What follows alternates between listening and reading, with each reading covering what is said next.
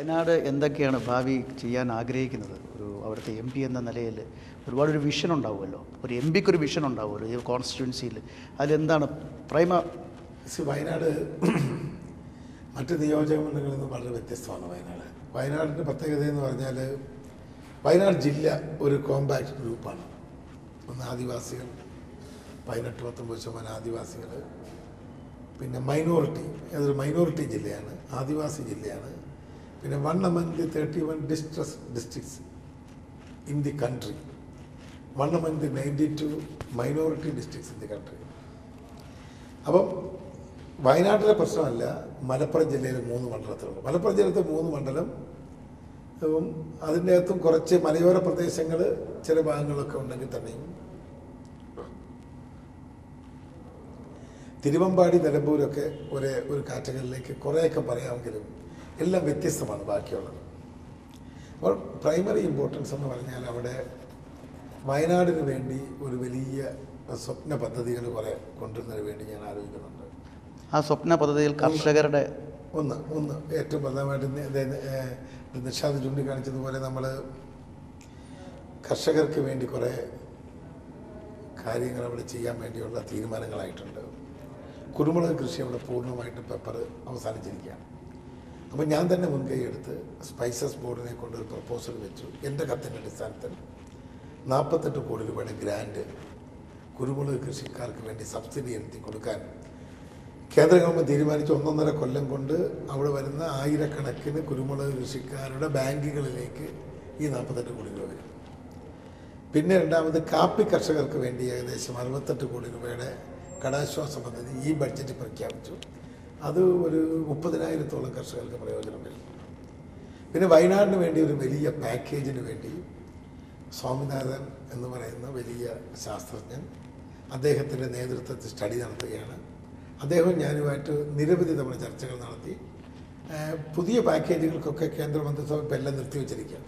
പക്ഷേ എങ്കിലും വയനാടിൻ്റെ പാക്കേജിന് വേണ്ടിയുള്ള വർക്ക് നടക്കുകയാണ്. വയനാടൊരു സ്വകാര്യ മെഡിക്കൽ കോളേജ്, ഇപ്പോൾ വയനാട് ഒരു ട്രോമ കെയർ യൂണിറ്റില്ല. സീരിയസ് ആക്സിഡൻറ്റ് എന്ന് പറഞ്ഞാൽ ഡെത്താണ്. അതായത് പിന്നെ അവിടുന്ന് വന്ന് ചുരമിറങ്ങി താഴെ വരുമ്പോൾ 4 മണിക്കൂർ പോകും. ഇമ്മീഡിയറ്റ് ആയിട്ടുള്ള ചികിത്സ കിട്ടാനുള്ള യാതൊരു സംവിധാനവും ഒന്നുമില്ല.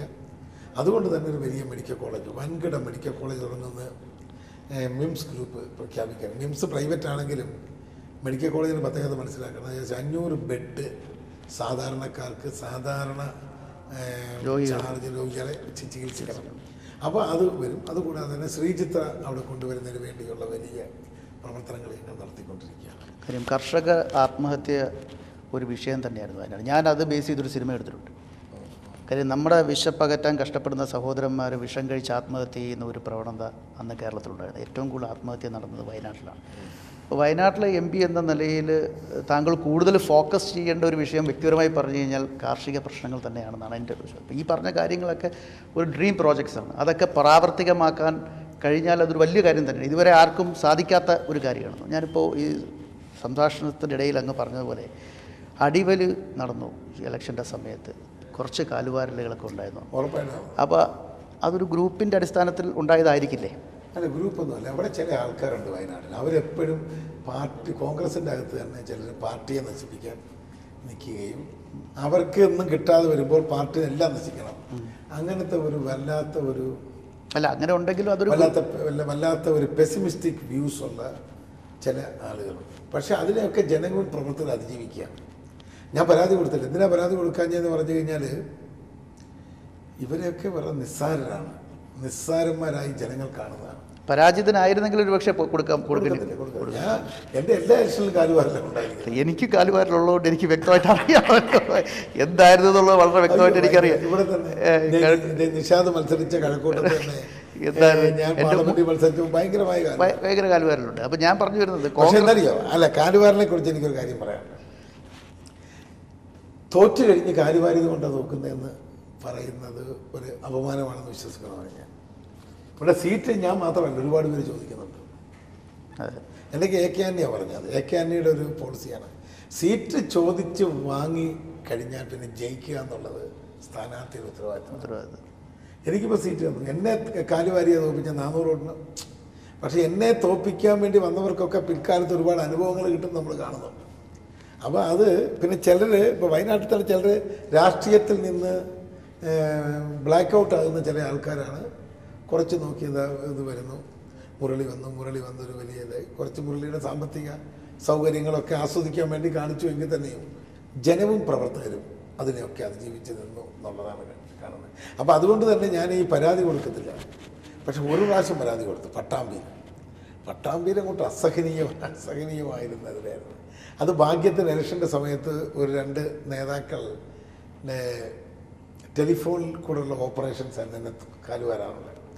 അതൊരു 4-5 മണിക്കൂർ ഒരു കടയിലൊരു കോൺഗ്രസിൻ്റെ പ്രവർത്തകൻ്റെ ഒരു ഈ വിദേശ ഗുഡ്സ് വിൽക്കുന്ന ഒരു കടയിൽ അവനിങ്ങനെ ചുമ്മാ ഇങ്ങനെ ഫോൺ ഇങ്ങനെ തുറന്ന് വെച്ച് സ്പീക്കർ ഫോൺ ഇട്ടപ്പോൾ 2 കോൺഗ്രസ് ഒരു ഫോണിലേക്ക് അവൻ്റെ ഫോൺ കിടക്കുന്നു, ഒരു നേതാവിൻ്റെ. പെട്ടെന്ന് അവൻ നോക്കിയപ്പോഴത്തേക്കും ആ ഫോണിലേക്ക് വരുന്ന ഫോണുകൾ കിട്ടുകയാണ്. അതൊരു വലിയ നേതാവാണ്. അപ്പം ഇലക്ഷൻ്റെ കൂടെ എൻ്റെ കൂടെ നിന്ന് എന്നെ ജയിപ്പിക്കാൻ ബാധ്യതയുള്ള ഒരു നേതാവിൻ്റെ ഫോണിലേക്ക് ഫോണുകൾ വരികയാണ്. അപ്പോൾ അത് തന്നെ അവൻ നല്ല മിടുക്കൻ ചെറുപ്പക്കാരൻ ഒരു പയ്യനായിരുന്നു. അവൻ ഇതെന്നെ ടേപ്പ് ചെയ്ത് അത്യന്താധുനികമായ ഫോണായിരുന്നു. അവനിത് ടേപ്പ് ചെയ്യുക എന്ന് പറഞ്ഞു കഴിഞ്ഞാൽ 7-8 മണിക്കൂർ അതായത് ആ ബെല്ലടിക്കുമ്പോൾ ഇവൻ്റെ ഇവിടെ ബെല്ലടിക്കും. അങ്ങനെ ഇത് മുഴുവൻ ടേപ്പ് ചെയ്ത് പിടിച്ച് അത് അത്രയും കിട്ടിയപ്പോൾ പിന്നെ ഞാനൊരു പരാതി കൊടുത്തു. ഇവരെല്ലാം സസ്പെൻഡ് ചെയ്തെന്ന്. സസ്പെൻഡ് ചെയ്യപ്പെട്ടവരൊക്കെ പിന്നെ എൻ്റെ സുഹൃത്തുക്കളായി, അവരെല്ലാം പാർട്ടിയുടെ മേൽ. ശ്രീ MA ഷാനവാസുമായിട്ടുള്ള വിശേഷങ്ങൾ ഇവിടെ തീരുന്നില്ല. തുടർന്നുള്ള എപ്പിസോഡിൽ നിങ്ങൾക്കത് കാണാം. ഇപ്പോൾ സഫലമേ യാത്ര ഇവിടെ വൈൻഡപ്പ് ചെയ്യുകയാണ്. അടുത്ത എപ്പിസോഡിൽ വീണ്ടും ശ്രീ MA ഷാനവാസിൻ്റെ വിശേഷങ്ങളുമായി നിങ്ങളുടെ അടുത്ത് ഞാൻ എത്തുന്നു. നമസ്കാരം.